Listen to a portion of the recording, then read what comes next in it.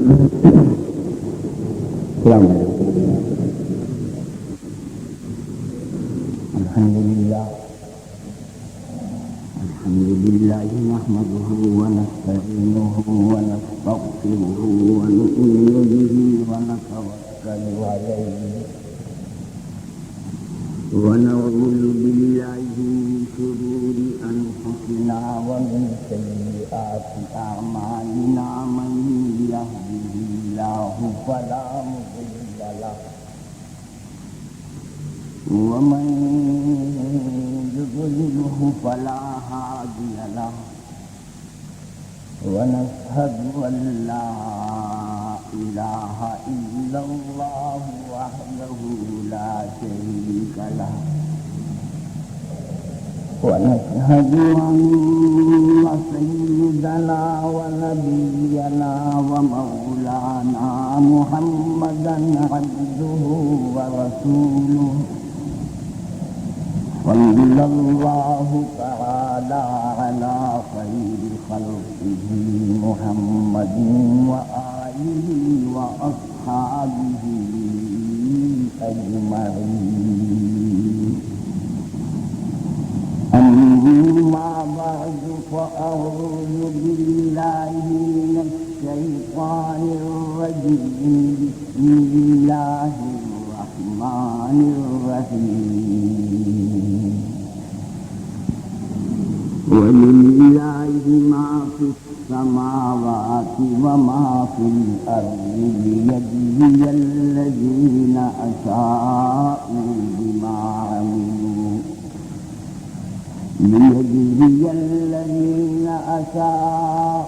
بما عملوا ويجزي الذين أحسنوا بالحسنى الذين يجتنبون كبائر الإثم والفواحش إلا اللمم إن ربك واسع المغفرة. صدق الله مولانا العظيم وصدق رسوله النبي الكريم ونحن على ذلك من الشاهدين والشاكرين والحمد لله رب العالمين. بزرگان محترم اور برادران عزیز، اس وقت جو آیت آپ کے سامنے میں نے تلاوت کی ہے یہ سورہ والنجم ہی کی آیت ہے جس کا سلسلہ کچھ جمعوں سے جاری ہے، اور یہاں سے اب تیسرا مضمون شروع ہوتا ہے ان مضامین میں سے کہ جو 3 مضمون اس صورت میں بیان کیے گئے ہیں. شروع میں عرض کیا گیا تھا کہ قرآن کریم کی اس صورت میں اللہ تعالیٰ نے ان 3 بنیادی مسائل کو بیان فرمایا ہے جن کو دین کہا جاتا ہے، اور یہ بات کئی مرتبہ دہرائی گئی کہ دین، ملت اور شریعت. دین جب سے اللہ نے دنیا میں انسان کو بھیجا ہے، اور سب سے پہلے انسان ہمارے عقیدے کے مطابق حضرت آدم علیہ السلام، وہ پہلے نبی بھی ہیں، پہلے انسان بھی ہیں، اور پہلے خلیفۃ اللہ فی الارض، جس کا مطلب یہ ہے کہ انسان دنیا میں اپنے ساتھ 2 چیزیں لے کر آیا ہے، ایک مذہب، ایک نظام حکومت، اور اس طریقے پہ لے کے آیا ہے کہ ساتھ ساتھ پیدا ہو. یہ جملہ آپ نے سنا ہوگا، الملک والدین توأمان. نظام حکمرانی اور مذہب یہ دونوں جوڑواں بچے ہیں جو ساتھ ساتھ پیدا ہوئے ہیں، کیونکہ حضرت آدم علیہ الصلوۃ والسلام پہلے انسان بھی ہیں، نبی بھی ہیں، خلیفہ بھی ہیں۔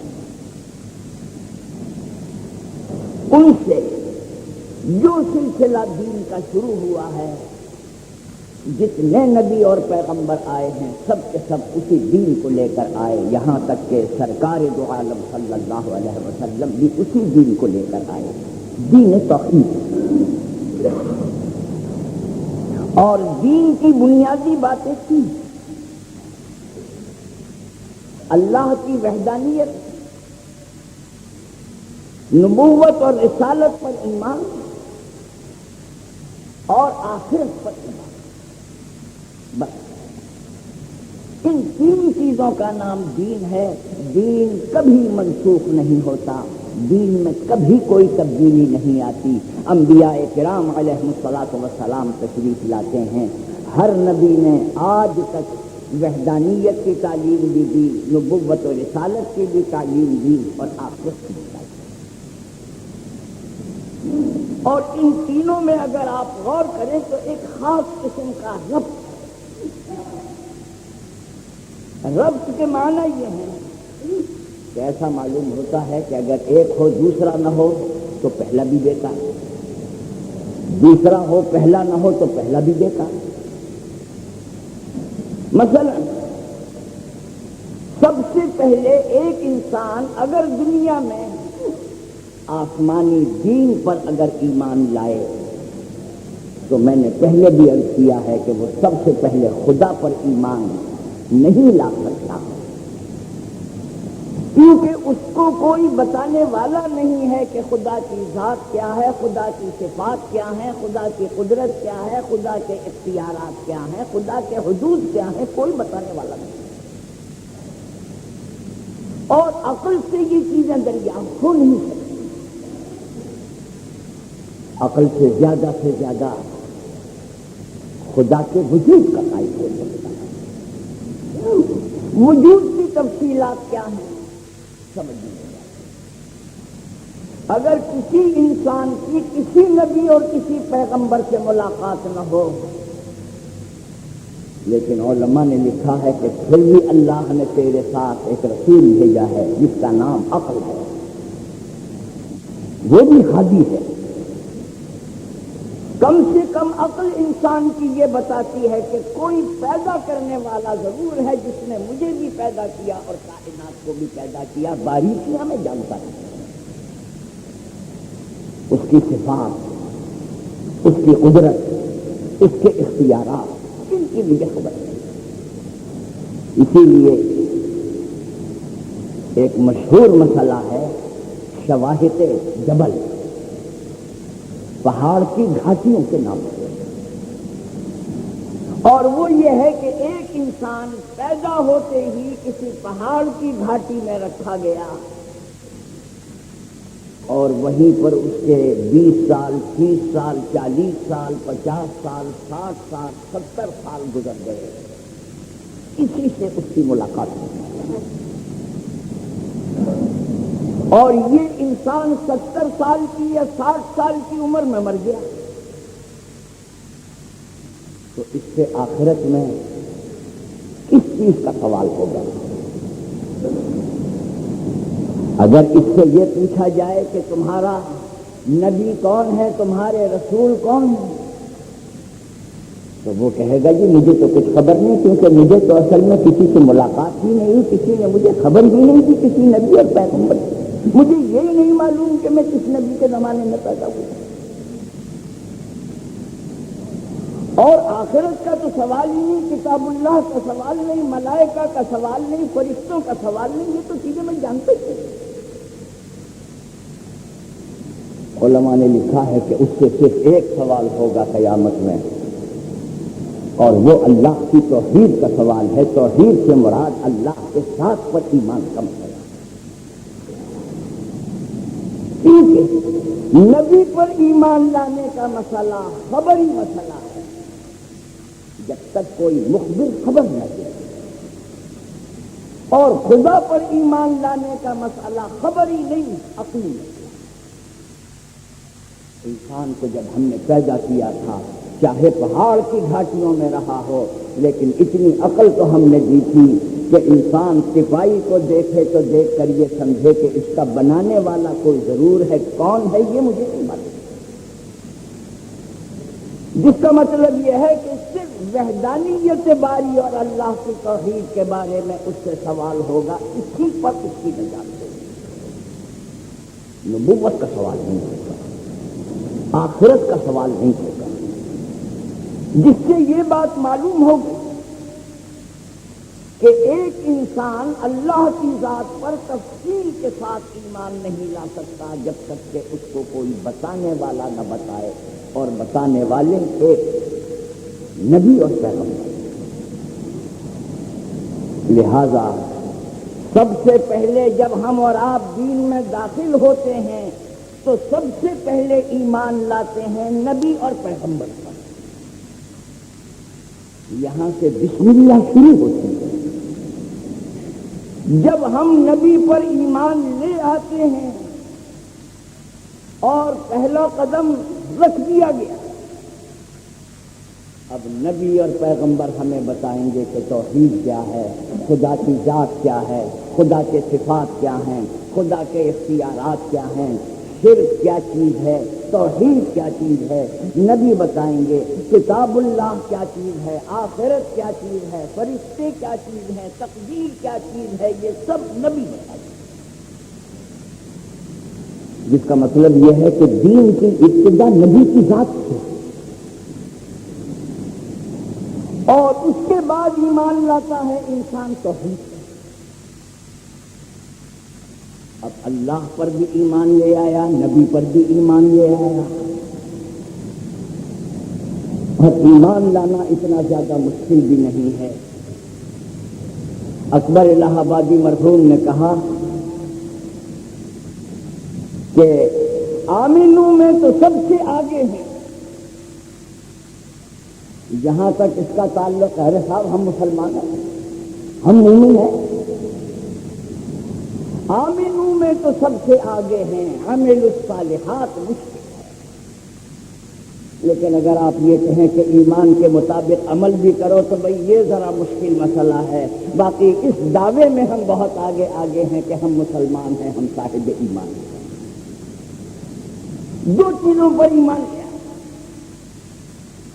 عمل کی طرف لانے والی چیز صرف ایک ہے، اور وہ جزا اور سزا کا عقیدہ ہے۔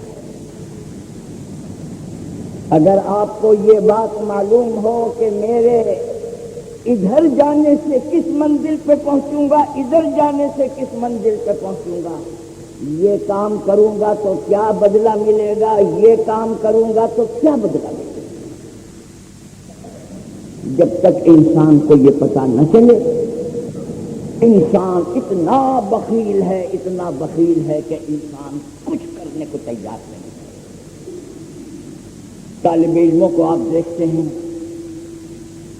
رات کے 12 بجے ہیں، 1 بجے ہیں، اپنی نیند قربان کر رہے ہیں، منہ پر پانی ڈال رہے ہیں، جاگ رہے ہیں، کیوں؟ دماغ چل گیا؟ کیا پاگل ہے؟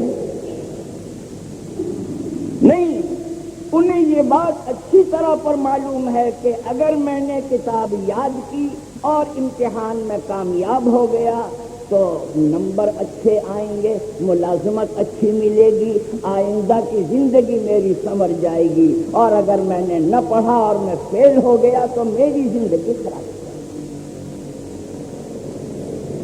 لیکن اگر کسی کو یہ معلوم ہو کہ میاں پڑھو تب کوئی فرق نہیں، نہ پڑھو تب کوئی فرق نہیں، پاس ہو جاؤ تو کوئی فرق نہیں، فیل ہو جاؤ تو کوئی فرق نہیں، تو کوئی پاگل ہے جی جا کے معلوم ہوا۔ جذبہ عمل انسان میں جب پیدا ہوتا ہے، جب اس عمل کے نتیجے کے آپ کو خبر ہوتی ہے، اس کا نتیجہ یہ ہے، جیسے ایک شخص چوری کرنے جا رہا ہے، آپ نے اس کو قانون کی دفعہ بتا دی کہ دیکھو چوری کرنے والے کے لیے یہ سزا ہے، اب اس نے جو سزا کا تصور کیا تو وہ اپنے گھر واپس چلا گیا، اس نے کہا بھائی کون یہ سزا بھگتے گا، میں نہیں بھگتتا، معلوم ہوا کہ برائیوں سے روکنے کے لیے، نیکیوں کی طرف مائل کرنے کے لیے ایک ہی چیز ہے کہ ملے گا کیا، نتیجہ کیا ہے، انجام کیا ہے، اس عمل کا رد عمل کیا ہے، اسی کو کہتے ہیں جزا۔ تو معلوم یہ ہوا کہ اگر نبی پر ایمان نہ لائے تو توحید وجود میں نہیں، اور اگر نبی پر بھی ایمان لے آئے، خدا پر بھی ایمان لے آئے اور آخرت کا کوئی تصور انسان میں موجود نہ ہو تو انسان کبھی بھی کوئی نیکی کرنے کے لیے تیار نہیں ہے، اور انسان کوئی بھی تکلیف اٹھانے کے لیے تیار نہیں، عمل کا جذبہ ہی پیدا نہیں ہے۔ تین چیزیں بنیادی ہیں: توحید، نبوت، آخرت۔ اس صورت میں سب سے پہلے مسئلہ توحید کا نہیں بلکہ مسئلہ نبوت کا بیان کیا گیا۔ فرمایا کہ وَالنَّجْمِ إِذَا هَوَىٰ مَا ضَلَّ صَاحِبُكُمْ وَمَا غَوَىٰ وَمَا يَنطِقُ عَنِ الْهَوَىٰ إِنْ هُوَ إِلَّا وَحْيٌ يُوحَىٰ عَلَّمَهُ شَدِيدُ الْقُوَىٰ۔ نبوت کا بیان، اور پھر توحید کا بیان یہاں سے شروع ہوا۔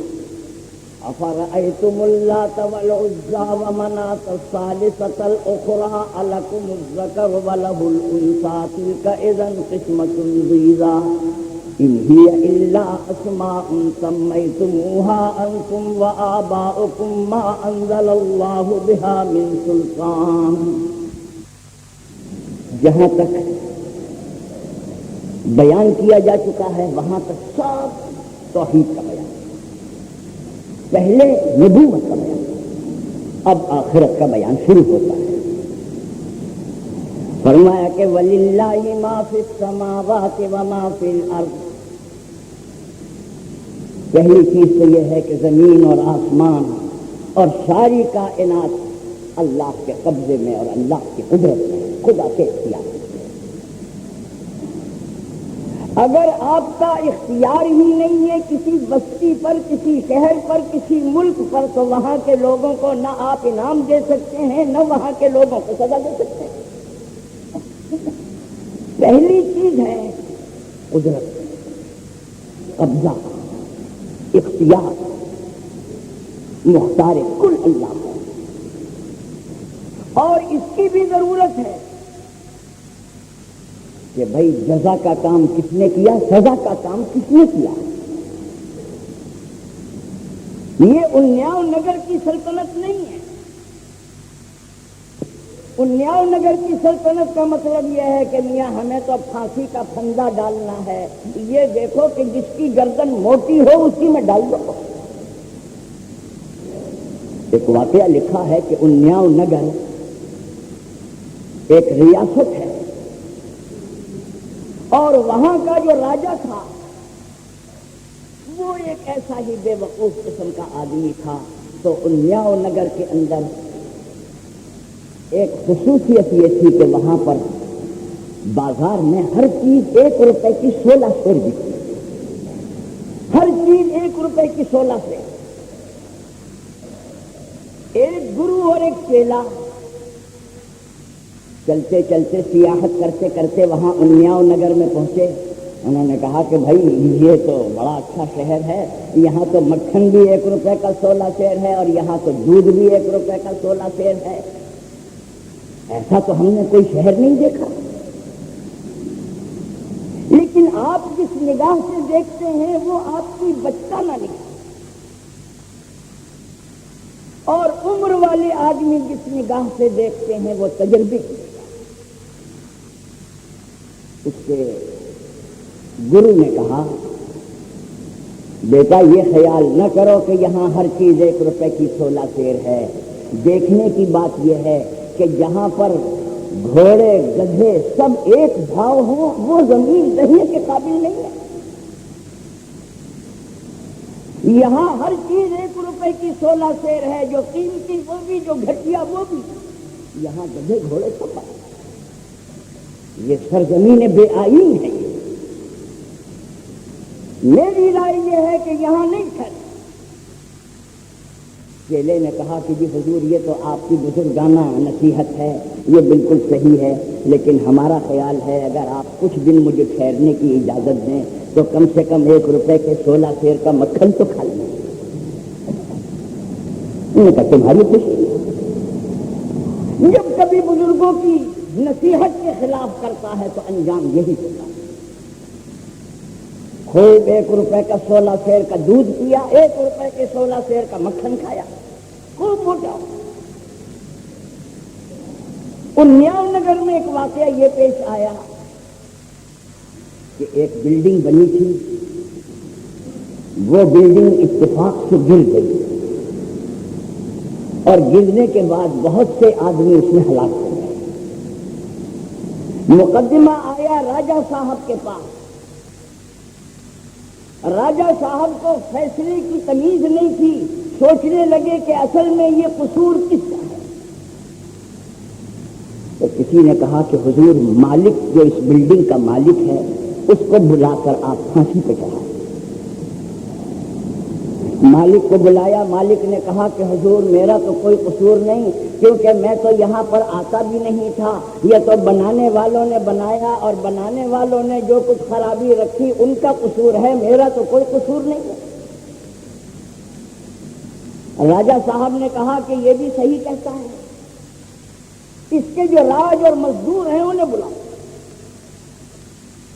راج مزدوروں کو بلایا، کیوں نہ تمہیں پھانسی پہ چڑھا دیا جائے، تم نے ایسا مکان اور ایسی بلڈنگ بنائی۔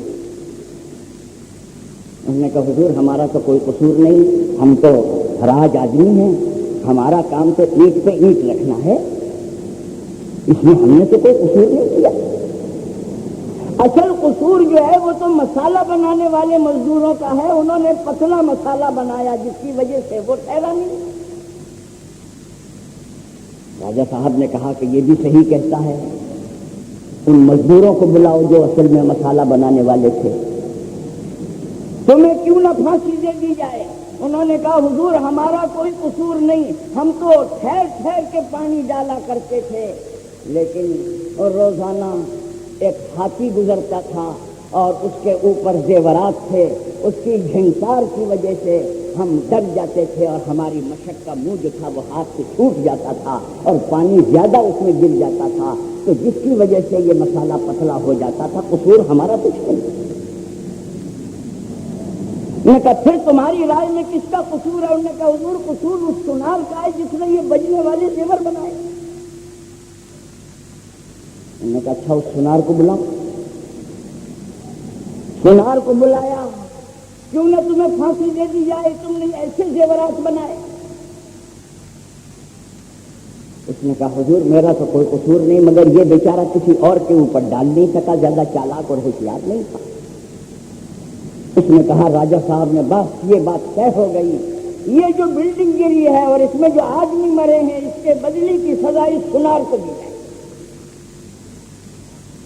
سونار جو تھا وہ بڑا دولت مند تھا، اور دولت مندوں کی قسمت میں دولت جمع کرنا ہے، دولت کھانا ان کی قسمت میں نہیں ہوتا۔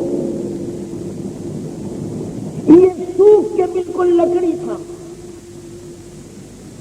راجہ صاحب نے کہا کہ لے جاؤ اس کو، پھانسی کا پھندا اس کے گلے میں ڈال دو۔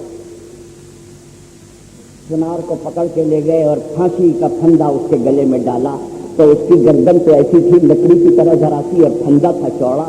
لوگوں نے کہا حضور اس کی گردن میں تو آتا نہیں۔ راجہ صاحب نے کہا اچھا شہر میں تلاش کرو، جو موٹی گردن والا ملے اس کو لاؤ پکڑ کے۔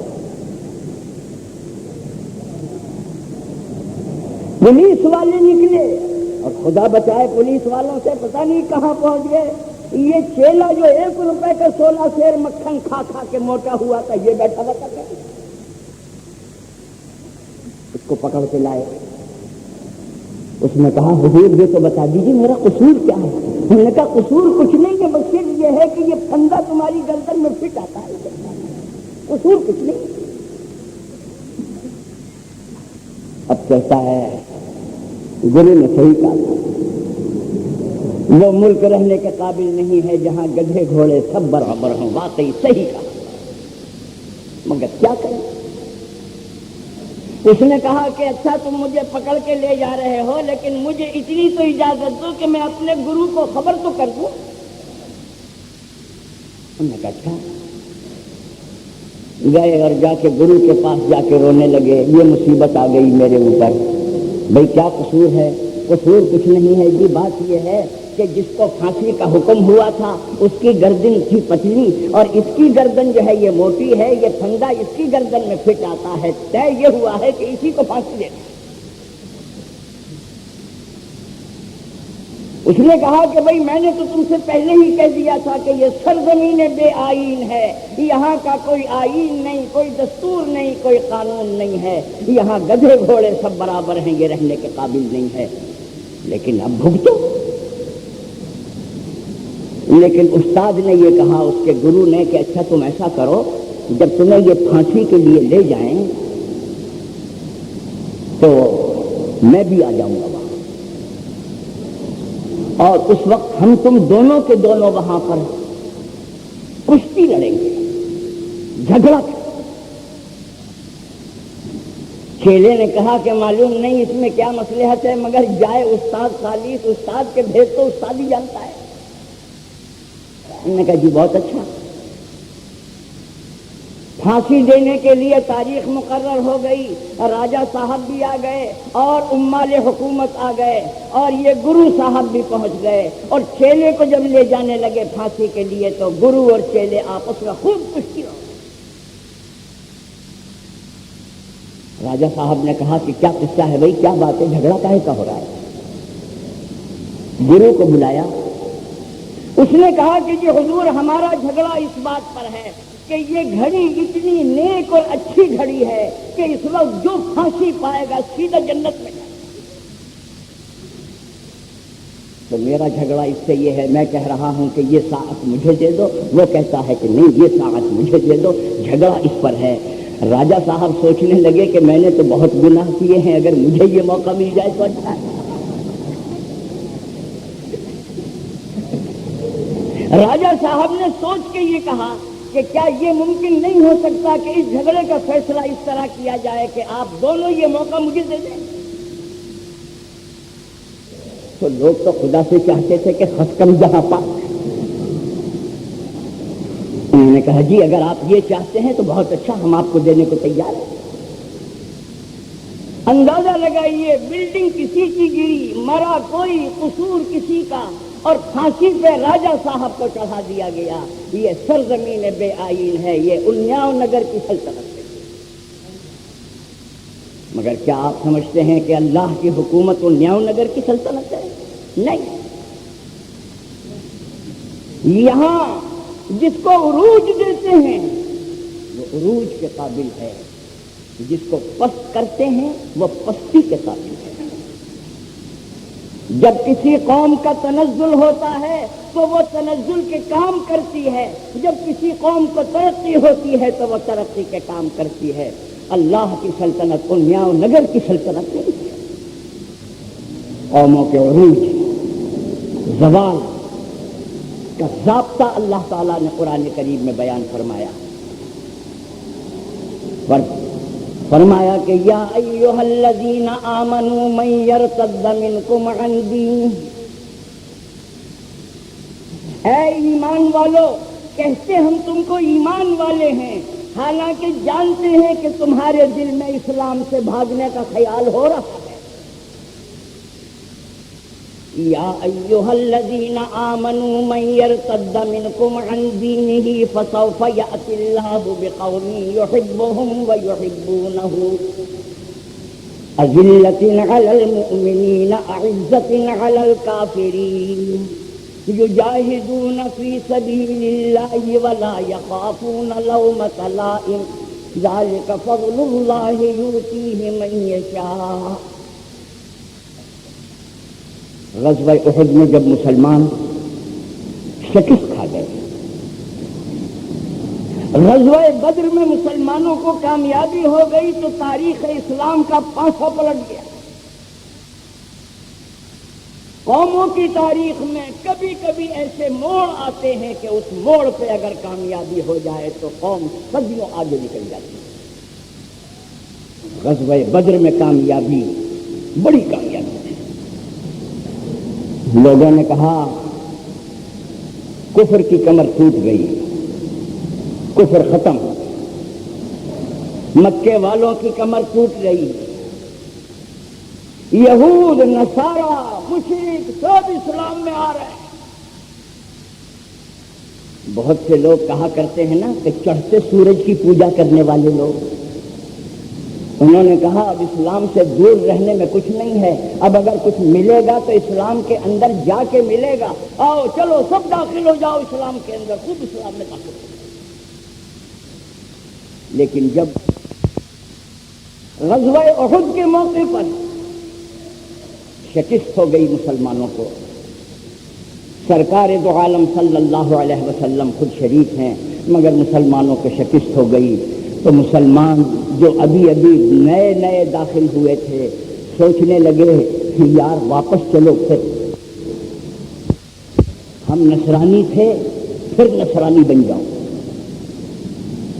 ہم یہودی تھے پھر یہودی بن جائیں، ہم مشرک تھے پھر مشرک بن جائیں. اب آپ کی سمجھ میں آ گیا ہوگا الفاظ کیا ہیں. فرمایا کہ یا ایھا الذین آمنوا من یرتد منکم عن دینہ، تم میں سے جو دین خدا کو چھوڑ کر جانے کا ارادہ کر رہا ہے، مرتد ہونے کا جو خیال کر رہا ہے، یا ایھا الذین آمنوا من یرتد منکم عن دینہ فسوف یأتی اللہ بقوم یحبهم ویحبونہ. تو ہم تمہیں بتائے دیتے ہیں اللہ کا قانون، قوموں کے زوال اور عروج کے بارے میں اللہ کا قانون یہ ہے تمہارے اوپر دین اسلام کا دار و مدار نہیں ہے. دین اسلام اللہ کا دین ہے، جو اس کی سرپرستی کرے گا وہ اس کا سرپرست کہلائے گا، اور جو سرپرستی نہیں کرے گا اللہ اس کو نیچے اتار دے گا، اس کی سرپرستی کے لیے دوسری قوم کو لے کے آئے. دین تو باقی رہنا ہے، سوال یہ ہے کہ تمہارا ہاتھ لگتا ہے یا تمہارا ہاتھ نہیں لگتا. دین تو رہنا ہے. فسوف یأتی اللہ بقوم یحبهم ویحبونہ. اگر تم چھوڑ کے چلے جاؤ تو خدا کی قسم اسلام کا بال بھی ٹیڑھا نہیں ہوگا، یہ دین اسی طرح باقی رہے گا. دوسری قوم کو اللہ تعالیٰ لائیں گے، وہ اسلام کا محافظ ہوں گے، مگر آنے والی قوم میں کچھ ایسی علامتیں اور نشانیاں ہوں گی جو چھوڑ کے جانے والی قوم میں نہیں ہوں گی. وہ کیا گن لیجیے.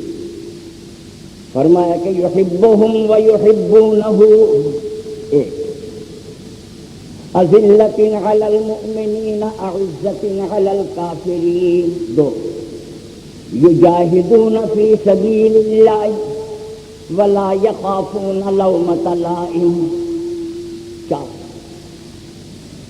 پہلی نشانی تو یہ ہے کہ جو قوم آئے گی اسلام کی نگراں بن کے اور اسلام کی محافظ بن کے، اس میں ایک بات یہ ہوگی وہ خدا اور خدا کے رسول سے محبت کرتے ہوں گے، اللہ اس قوم سے محبت کرتا ہوگا. یہ خدا کے عاشق ہوں گے، خدا کی رحمت ان پر ہوگی. یحبهم ویحبونہ، جس کا مطلب یہ ہے جس کو ہم اتار دیں گے اسلام کی سرپرستی سے، وہ قوم ہوگی جس کے دل میں خدا کی محبت باقی نہیں ہوگی، اور اللہ کے لیے اللہ کے دل میں اس قوم کی کوئی عظمت نہیں ہوگی. دونوں طرف سے تعلق ختم ہو جائے. فرمایا کہ اذلۃ علی المؤمنین اعزۃ علی الکافرین. اور جو قوم سرپرست بن کر آئے گی اسلام کے اندر، اس میں ایک بات یہ ہوگی کہ اپنے ایمانی بھائیوں کے مقابلے میں نرم ہوں گے، کافر کے مقابلے میں سخت ہوں گے. اور جو قوم چھوڑ کے جانے والی ہوگی اس میں یہ بات نہیں ہوگی. اس میں کیا ہوگا؟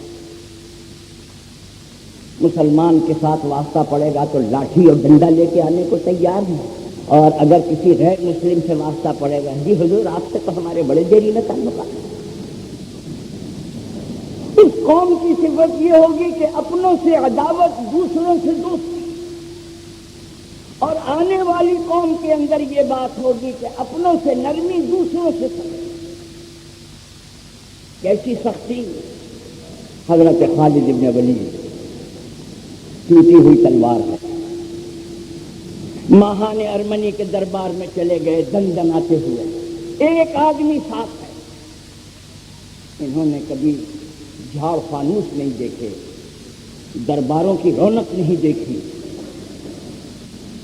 جا کے ماہان ارمنی کے پاس بے تکلف بیٹھے اور اس سے باتیں شروع کر دی۔ ماہان ارمنی نے کہا کہ یہ آدمی تو بڑا بے تکلف معلوم ہوتا ہے، نہ شاہانہ آداب کا کوئی لحاظ ہے، نہ اس بات کا خیال ہے کہ میں حکمراں ہوں، بے تکلف مجھ سے باتیں شروع کر دی اس نے۔ تو ماہان ارمنی نے کہا اے خالد، تمہاری باتیں مجھے بڑی اچھی لگ رہی ہیں، میرا یہ خیال ہے کہ آؤ ہم تم دونوں آپس میں ایک دوسرے کو بھائی بنا لیں، تم ہمیں بھائی بنا لو، ہم تمہیں بھائی بنا لیں۔ حضرت خالد ابن ولید نے فرمایا اے ماہان ارمنی، اگر تو میرا بھائی بننا چاہتا ہے تو کہو اپنی زبان سے اشہد ان لا الہ الا اللہ و اشہد ان محمد رسول اللہ۔ ماہان ارمنی نے کہا نہیں، یہ کلمہ تو میں پڑھنے کو تیار نہیں۔ انہوں نے کہا ارے بے وقوف، ہم نے تو اپنے ان سگے بھائیوں کو اس کلمے کی وجہ سے چھوڑ دیا جو ایک ماں کے پیٹ سے پیدا ہوئے تھے، اس کلمے کے بغیر غیر کو بھائی کیسے بنائیں گے؟ ایک باپ اور ایک ماں سے پیدا ہوئے، اس ایک کلمے کی وجہ سے ہم نے چھوڑ دیا، تو ہمارا ماں جایا بھائی بھی نہیں ہے، تو ہمارا باپ سے بھائی نہیں لگتا ہے، اس کلمے کے بغیر کیسے تجھے بھائی بنائیں گے؟ دیکھیے دربار میں فرمایا کہ آئین جواں مرداں حق گوئی و بے باکی، آئین جواں مرداں حق گوئی و بے باکی، اللہ کے شعروں کو آتی نہیں روباہی۔ ماہان ارمنی نے کہا ہے کوئی دربار میں جو اس گستاخ کا قلم سر قلم کر دے؟ یہ کیا بات کر رہا ہے؟ حضرت خالد ابن ولید کھڑے ہو گئے، اپنی تلوار نکالی اور اپنے ساتھی سے کہا اب ایک دوسرے کو مت دیکھنا، تلوار نکالو اور اب انشاءاللہ حوض کوثر پہ ملاقات ہوگی۔ ماہان ارمنی تھر تھر کانپنے لگا، فوج ان کے پاس نہیں ہے، مددگار ان کے پاس نہیں ہے، لیکن قوت ایمانی اتنی زبردست ہے کہ ماہان ارمنی کانپنے لگا۔ اور ماہان ارمنی نے کہا اے خالد تم خفا ہو گئے، میں نے تو مذاق میں یہ بات کہی تھی، بات رفع دفع ہو گئی۔ معلوم یہ ہوا اپنوں کے لیے نرم بن جاؤ، غیروں کے لیے سخت بن جاؤ۔ یہ اسلام کے سرپرستوں کی، مسلم قوم کی نشانی ہے۔ یہ اذلۃ علی المؤمنین اعزۃ علی الکافرین۔ اور تیسری نشانی کیا ہے؟ یجاہدون فی سبیل اللہ۔ یجاہدون فی سبیل اللہ کے معنی یہ ہیں دین کے راستے میں تکلیفیں اٹھاتے ہوں، دین کے راستے میں تکلیفیں، مشقتیں برداشت کرتے ہیں۔ اسد ملتانی مرحوم ہمارے بیچارے بڑے دوست تھے، وہ بتاتے تھے کہ ایک صاحب نے اپنا مکان مسجد کے پاس سے یہ کہہ کے تبدیل کر دیا یہاں ہر 5 وقت مؤذن پکارتا ہے، ہمارے تو آرام میں خلل پڑتا ہے، ہم مسجد کے پاس نہیں رہتے۔ اگر مسلمان اتنا نازک مزاج ہو جائے کہ اذان کی آواز سے اس کے راحت میں خلل پیدا ہو، ایمانداری سے بتائیے کیا اللہ اس قوم کو بحیثیت اسلام کے سرپرست کے باقی رکھے گا؟ کبھی نہیں۔ لیکن اس کے برخلاف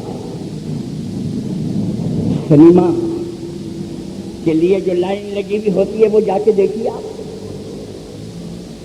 وہ پڑھ رہی ہے ٹکٹ کے انتظار میں عاشق جمع ہیں، جیسے شمع پہ پروانے ہوتے ہیں، تکلیف اٹھا رہے ہیں، اور دین کے معاملے میں نازک مزاج ہیں، دنیا کے معاملے میں بڑے پہلوان ہیں۔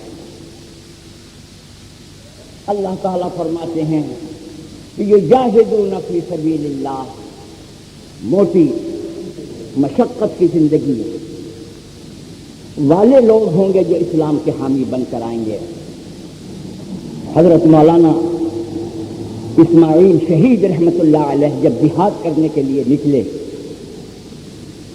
تو جہاد کا نام ہی ایسا ہے کہ دیکھا کہ مجاہدوں کی جماعت جا رہی ہے تو ہر آدمی ساتھ ہونے کو جی چاہتا ہے۔ لکھنؤ کے ایک نواب صاحب تھے، انہوں نے کہا جی ہم بھی چلیں گے آپ کے ساتھ۔ انہوں نے کہا بھئی آؤ اگر تم جہاد کے لیے جانا چاہتے۔ مگر مولانا جانتے تھے کہ نواب کو ابھی یہ پتہ نہیں ہے کہ جہاد کسے کہتے ہیں۔ مولانا نے اپنے ساتھیوں سے کہہ دیا کہ یہ جو نواب صاحب نئے رنگروٹ آئے ہیں، ان کو تم اپنے ساتھ کھانا نہ کھلانا، یہ میرے ہی ساتھ کھانا کھائیں۔ ان کو بہت اچھا حضور۔ کھانے کا وقت آیا، نہ دسترخوان، نہ ڈونگا، نہ ڈش، نہ چمچہ، کچھ نہیں۔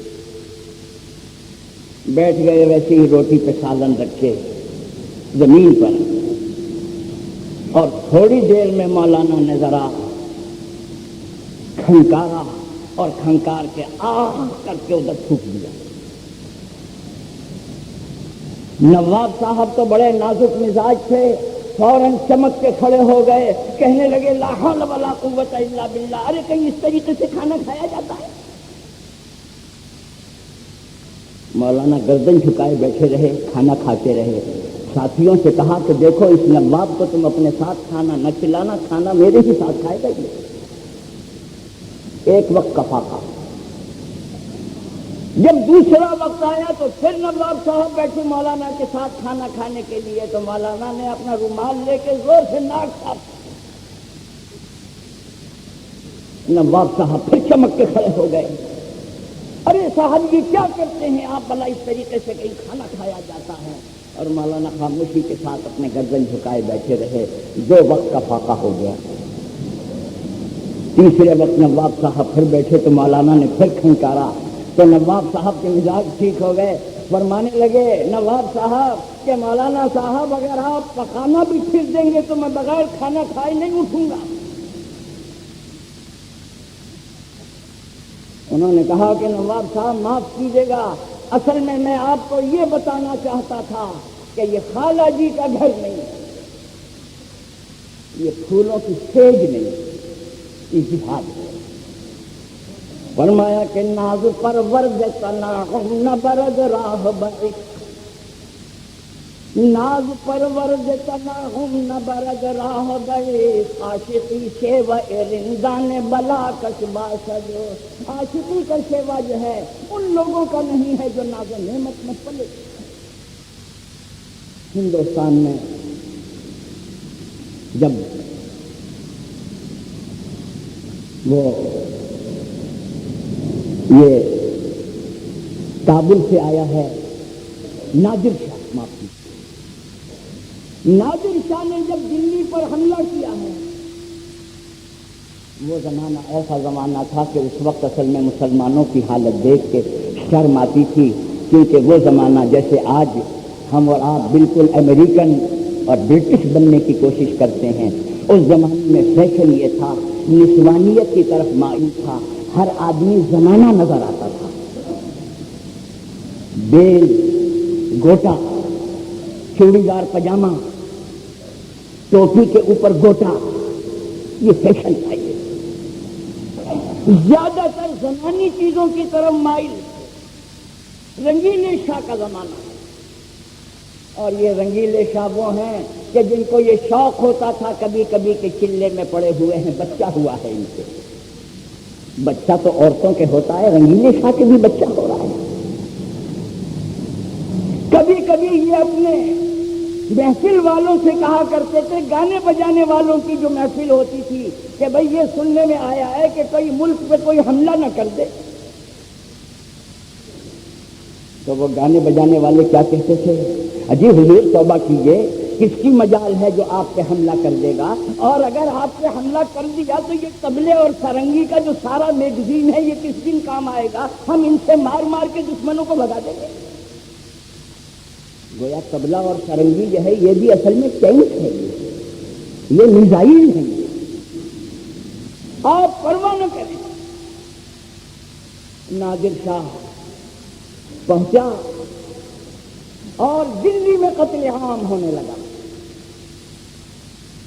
لوگوں نے جا کر کہا رنگیلے شاہ سے کہ یہ حضور سلطنت تو گئی مگر کم سے کم جانے تو بچائیے ہماری۔ رنگیلے شاہ نادر شاہ سے ملنے کے لیے جا رہے ہیں۔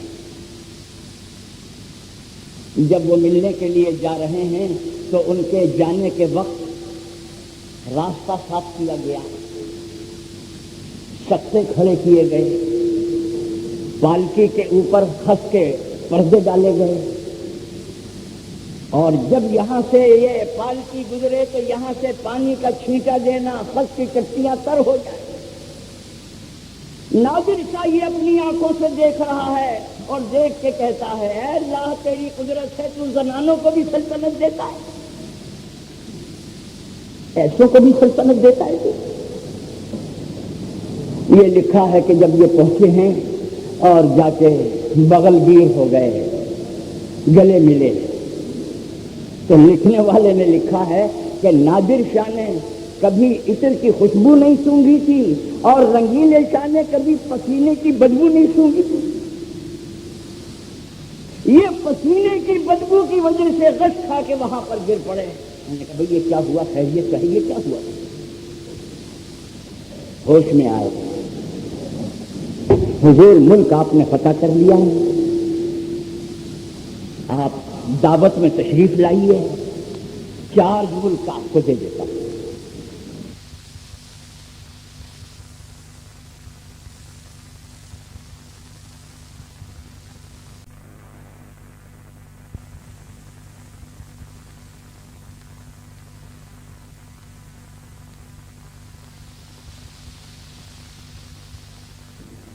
بہت دعوت مقرر ہو گئی۔ میرے دوستو، ہماری سب سے بڑی خرابی یہ ہے کہ ہم اور آپ اسلاف کی اور بزرگوں کی تاریخ کو فراموش کرتے ہیں اور پھر وہی غلطی کرتے ہیں جو پہلے غلطیاں کر چکے ہیں۔ نادر شاہ نے سرکاری طور پر دعوت کی، جیسے آج لوگ سرکاری دعوتوں میں یا روسا اور عمرہ کی دعوتوں میں گنتے ہیں کہ کتنے کھانے سے، کتنی ڈشز تھی، برتن کس ملک سے تھے، شراب کتنی تھی۔ یہ معیار ہے۔ سرکاری طور پر نادر شاہ کی دعوت کی گئی ہے، بڑے الوان نعمت تیار کیے گئے ہیں، خدا کی پناہ بڑے بڑے عمرائے دربار کو بلایا گیا۔ جس وقت نادر شاہ آیا دیکھ کے حیران بیٹھ گیا۔ جب کھانا لگا دیا گیا، رنگیلے شاہ نے فرمایا حضرت بسم اللہ بکنے شروع کریں۔ نادر شاہ نے اپنے ملازم کو آواز دی رمضانی نان من دیار، میری روٹی لے کے آ۔ ساری محفل سناٹے میں آ گئی۔ ارے ساری دنیا کی نعمتیں دسترخوان پر رکھی ہیں تو یہ نادر شاہ کون سی یاقوتیاں کھاتا ہوگا جو کہتا ہے میری روٹی لے کے آ؟ یہ کیا؟ تھوڑی دیر میں دیکھا کہ رمضان ایک تھیلا لے کے آیا اور آ کر اس کو نادر شاہ کو دے دیا۔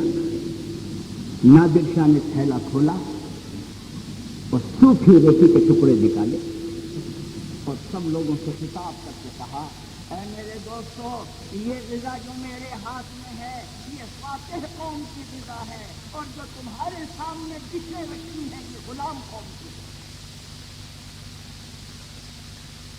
روکھے ٹکڑے روٹی کے کھانے والے قوموں کو اور ملکوں کو فتح کیا کرتے ہیں. یہ عیاشی میں مبتلا ہونے والے کبھی فتح نہیں. اب سمجھ میں آ گیا. فرمایا کہ ناز پرورد تناہم نہ برد راہ بائی، ناز پرورد تناہم نہ برد راہ بائی، عاشق کے وطن بلا کش باشد. نواب صاحب معاف کیجیے گا، میں آپ کو یہ بتانا چاہتا تھا کہ یہ خالہ جی کا گھر نہیں ہے، یہ میدان جہاد ہے. یہاں آپ نزاکتیں اپنی چھوڑ دیں. اگر آپ نے نزاکتیں نہ چھوڑی تو آپ جہاد میں کامیاب نہیں ہو. اس لیے میں نے آپ کے ساتھ گفتگو کی، ادھر تھوک دیا، ادھر ناک صاف کی، صرف آپ کو سبق دینے. میں یہ بتا رہا تھا اسلام کی پاسبان اور اسلام کی محافظ قوم کون ہوگی؟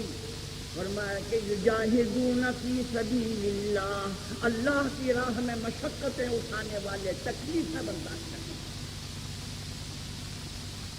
ایک بات اور فرمایا کہ ولا یخافون لومۃ لائم، اور جو آنے والی قوم ہوگی اسلام کی سرپرست بن کر آنے والی قوم ہوگی، اس کا کیریکٹر اتنا اعلیٰ ہوگا کسی ملامت کرنے والے کی ملامت کی پرواہ نہیں کرے. آج قدم قدم سے ہمیں اور آپ کو یہ غم کھائے جاتا ہے، اگر داڑھی رکھ لی تو سوسائٹی میں کتنا مذاق اڑے گا. اگر ہم نے ایسا پاجامہ پہن لیا تو ہمیں کوئی کیا کہے گا. اگر ہم نے لمبا کرتا پہن لیا تو ہمیں کوئی کیا کہے گا. نماز پڑھ لی تو ہمیں کوئی کیا کہے گا. بقول اکبر الہ آبادی کے رقیبوں نے رپٹ لکھوائی ہے جا جا کے تھانے میں. رقیبوں نے رپٹ لکھوائی ہے جا جا کے تھانے میں کہ اکبر یاد کرتا ہے خدا کو اس زمانے میں. آج ہمیں یہ غم کھایا جاتا ہے، عورتوں کو، مردوں کو، جوانوں کو، بوڑھوں کو یہ غم کھایا جاتا ہے. کوئی نام نہ رکھے، کوئی ملامت نہ کرے، لیکن جس کا کیریکٹر اعلیٰ ہو. حضرت مولانا تھانوی رحمۃ اللہ علیہ نے بڑی اچھی مثال دی. خدا نہ کرے اگر آپ کو کسی عورت سے محبت ہو جائے، آپ عاشق ہو جائیں اور وہ یہ کہے کہ میں جب ملاقات کروں گی جب آپ اپنا منہ کالا کر کے گدھے پہ سوار ہو کے میرے گھر جی، مگر وہ تو پکا عاشق تھا، اس نے منہ بھی کالا کر لیا، گدھے پہ بھی بیٹھ گیا. کسی نے کہا کہ یار تم تو اچھے نہیں لگ رہے ہو. اس نے کہا یہ جو شکل میں نے بنائی ہے یہ تمہارے دکھانے کو نہیں بنائی، جس کے دکھانے کو بنائی ہے اسے اچھی لگتی ہے. مومن کا کردار یہ ہے کہ اگر وہ یہ کہے داڑھی اچھی نہیں لگتی، یہ لباس اچھا نہیں لگتا، یہ فلاں چیز اچھی نہیں لگتی، آپ کہیے کہ آپ کے دکھانے کو یہ نہیں کیا گیا، یہ اللہ کو اچھی لگتی ہے، اللہ کے رسول کو. وَلَا يَخَافُونَ لَوْمَةَ لَائِمٍ، یہ اعلیٰ کردار کی نشانی ہے کہ ملامت کرنے والے کی ملامت کا خطرہ. جانے والی قوم اتر کے جو جا رہی ہے اس میں کیا ہوگا؟ وہ خدا سے محبت نہیں کرتی ہوگی، خدا اس سے محبت نہیں کرتا. وہ اپنوں پہ سختی کریں گے، غیروں سے نرمی کریں گے، اللہ کی راہ میں تکلیف نہیں اٹھاتے ہوں گے، اور قدم قدم پہ ان کو ملامت کا خوف ہوگا. جب یہ باتیں پیدا ہو جائیں تو سمجھ لینا ہماری مدت پوری ہو گئی ہے، اب ہم گدی سے اترنے والے ہیں، اور اب ہماری جگہ اللہ تعالیٰ کسی اور قوم کو لے کے آئیں گے. وہ قوم اسلام کی سرپرستی کرے گی، اسلام کی پاسبان ہوگی، ہماری مدت ختم ہو جائے گی. مولانا تھانوی رحمۃ اللہ علیہ فرماتے تھے آپ دیکھ نہیں رہے، ایک شخص نصرانیوں میں پیدا ہوتا ہے، یہودیوں میں پیدا ہوتا ہے، فاسق اور فاجروں میں پیدا ہوتا ہے، وہ اسلام کے حلقے میں آتا ہے، پکا دیندار ثابت ہوتا ہے۔ اور اللہ والوں کے گھروں میں دیکھیے کہ ان کی اولاد جو ہے وہ نعوذ باللہ اسلام کو گالیاں دے رہی ہے، جس کا مطلب یہ ہے جانے والے جا رہے ہیں، آنے والے آ رہے ہیں۔ یہ ایک دن ایسا ہوگا کہ اللہ تعالیٰ اس پوری کی پوری قوم سے گدی خالی کرا لیں گے، اور آنے والے آئیں گے وہ اسلام کی حفاظت کریں گے۔ اس کا مطلب یہ ہے دین تو باقی رہنے والا ہے، ہمارا اور آپ کا ہاتھ لگے گا تو ہماری اور آپ کی خوش قسمتی ہے، ہاتھ نہیں لگے گا تو دین تو بہرحال باقی رہے گا، ہم باقی نہیں رہیں گے۔ تو یہ بات اصل میں ذرا لمبی ہو گئی، میں یہ عرض کر رہا تھا کہ اللہ کی سلطنت المیاں نگر کی سلطنت ہے۔ یہاں جب مسلمانوں کو عروج ہوتا ہے تو عروج کے کام کرتے ہیں تب ہوتا ہے، جب مسلمانوں میں پستی آتی ہے، پستی کے کام کرتے ہیں تو پستی آتی ہے۔ تاریخ کے مختلف زمانے اور مختلف دور آپ کے اور ہمارے سامنے ہیں۔ اگر تاریخ بغداد کبھی اٹھا کے پڑھیں آپ،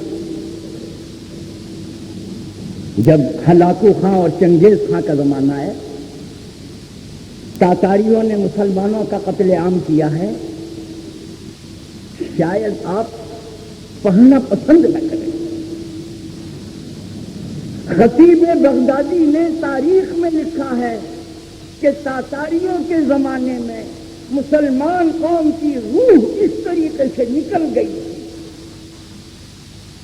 کہ ایک تاتاری 100 مسلمانوں کو اس طرح ہکا کر لے جاتا تھا جس طرح کے چرواہا بکریوں کو ہکا کے لے جاتا تھا، 100 مسلمانوں۔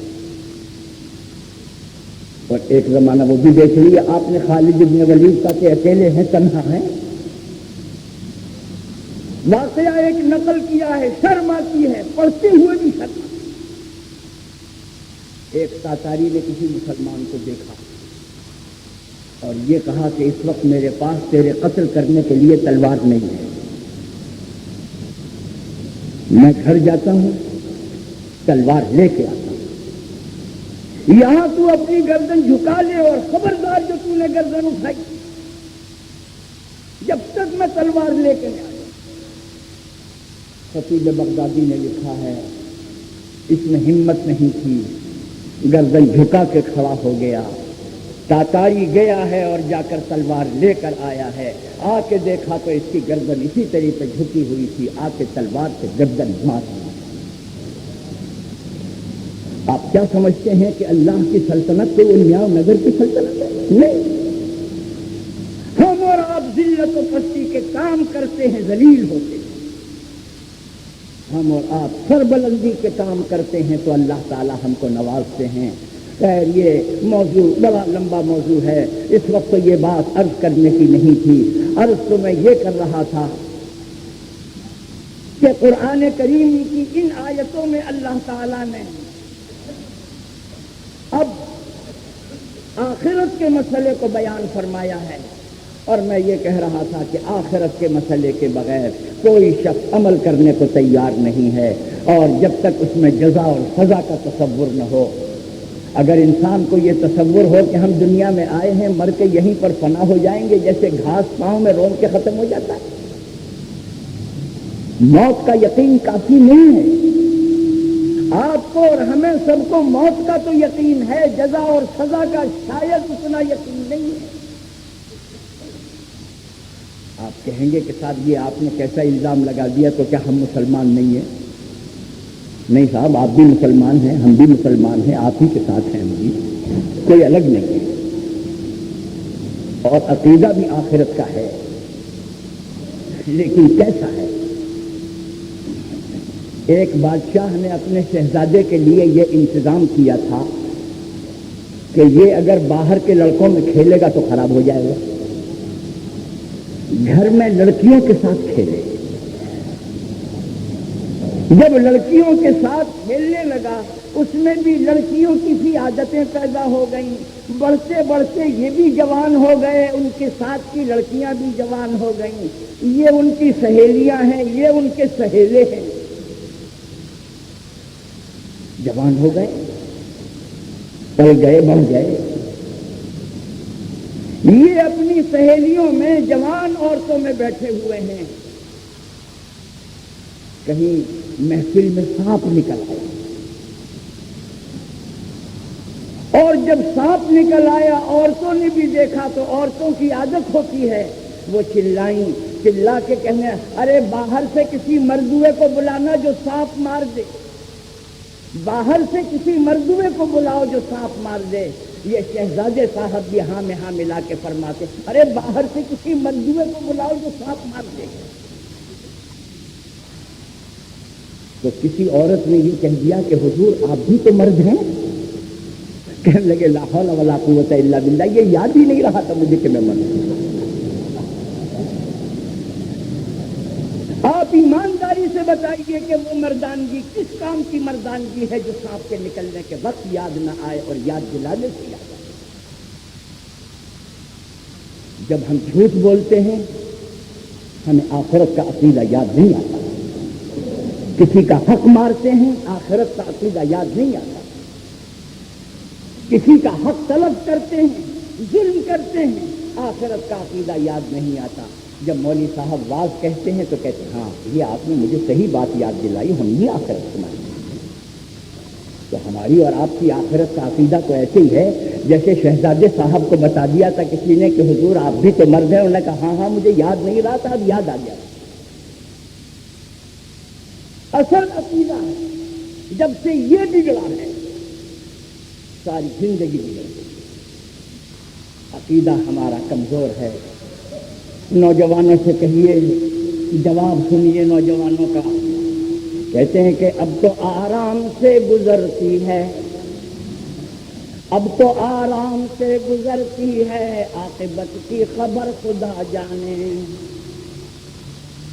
ارے صاحب کون کہتا ہے عاقبت خدا جانے؟ ہے بھی نہیں ہے، یہ مولوی صاحب کے واز ہی واز تک ہے، ہمارے دلوں میں یہ چیز اتری ہوئی نہیں ہے۔ اور جب صحابہ کے دلوں میں یہ چیز اتری ہوئی تھی میرے دوستو، ہر آدمی اپنی جگہ متقی پرہیزگار تھا، کیونکہ وہ جانتا تھا کوئی پولیس والا چاہے نہ دیکھ رہا ہو، کوئی فوجی چاہے نہ دیکھ رہا ہو، مگر اللہ کے فرشتے مجھے دیکھ رہے ہیں اور میرا یہ عمل لکھا جائے گا اور اللہ کے یہاں مجھے اس کی سزا ملے گی۔ ہر آدمی متقی پرہیزگار۔ یہ عقیدہ بڑا اہم عقیدہ ہے انسان کی اصلاح کے لیے، اور افسوس یہی ہے ہم اور آپ سارے جتن کرتے ہیں۔ یہ مسئلہ آج سے نہیں، تقسیم بر صغیر سے پہلے سے یہ مسئلہ چلا آ رہا ہے۔ مسلم یونیورسٹی علی گڑھ سے ایک مرتبہ علماء کے پاس یہ تحریک آئی، صاحب کون سا طریقہ اختیار کیا جائے جو مسلمانوں کو دیندار بنایا جائے۔ یہ مسئلہ زمانے سے چل رہا ہے۔ اول تو جو دیندار بنانے کے لیے اٹھتے ہیں، جن کے ہاتھ میں یہ اقتدار اور اختیار آتا ہے، ادب سے عرض کروں گا، فرمایا کہ خدا نے ان کو عطا کی ہے خواجگی کے جنہیں، خدا نے ان کو عطا کی ہے خواجگی کے جنہیں خبر نہیں روش بندہ پروری کیا ہے۔ انہیں معلوم ہی نہیں ہے کہ دینداری کا ماحول پیدا کیسے کیا جاتا ہے۔ ایک زمانے میں ایک کمیٹی بنی انسداد بدکاری کی، خواجہ شہاب الدین صاحب اس زمانے میں وزیر داخلہ ہوا کرتے تھے، اور یہاں کے اس زمانے میں ڈپٹی کمشنر ہوتے تھے یہ موجودہ خالد اسحاق، ان کے والد، ان کا نام اسحاق بدر الدین تھا۔ انہوں نے اپنے یہاں پولیس والوں کو بھی بلایا، ہمیں بھی بلایا۔ اس زمانے میں خواجہ صاحب کے پاس وزارت داخلہ بھی تھا اور اتفاق سے ان کے پاس ریڈیو پاکستان کا محکمہ بھی تھا۔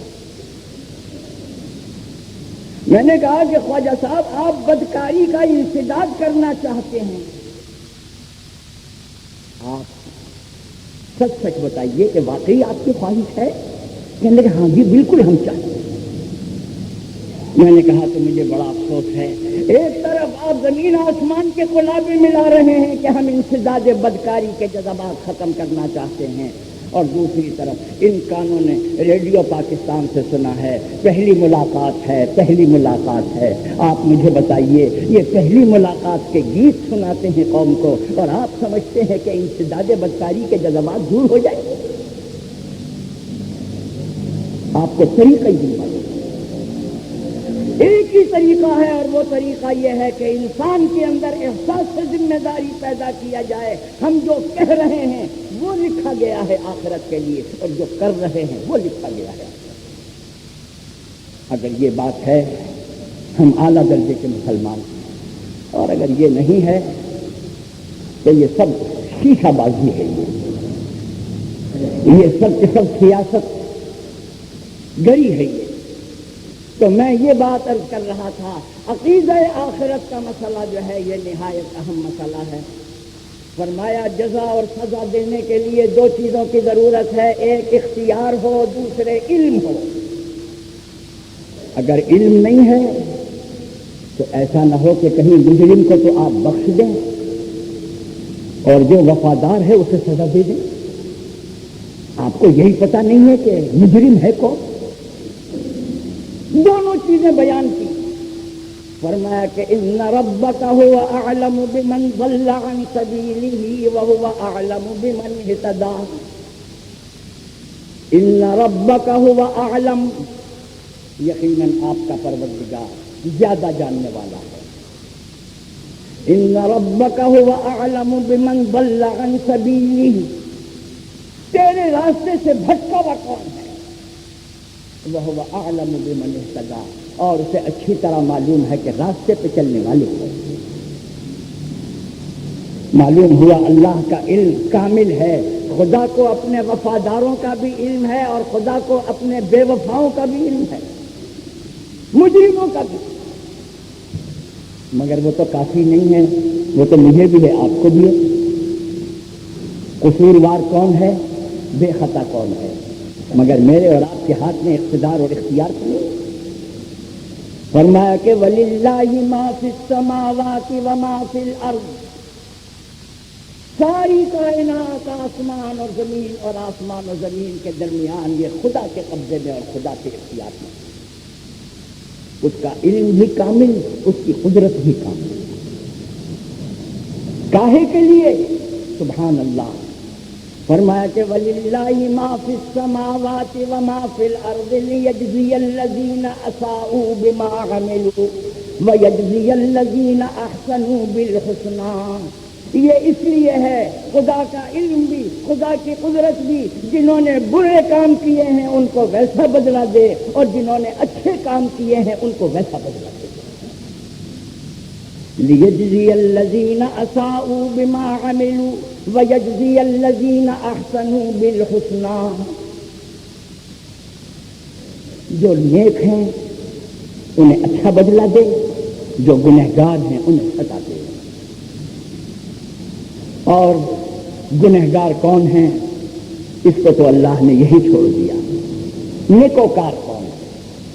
فرمایا کہ الذین یجتنبون کبائر الاسم والفواحش الا اللمم ان ربک واسع المغفرہ۔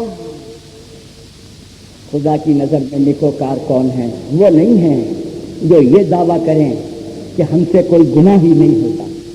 کیسے نہیں ہوتا؟ گناہ سب سے ہوتا ہے۔ آپ اور ہم نبی نہیں ہیں، پیغمبر نہیں ہیں، معصوم نہیں ہیں۔ نبی معصوم ہے، اور نبی کے بعد کوئی دعویٰ نہیں کر سکتا کہ ہم سے خطا نہیں ہوتی، ہم سے گناہ نہیں، سب سے ہوتی۔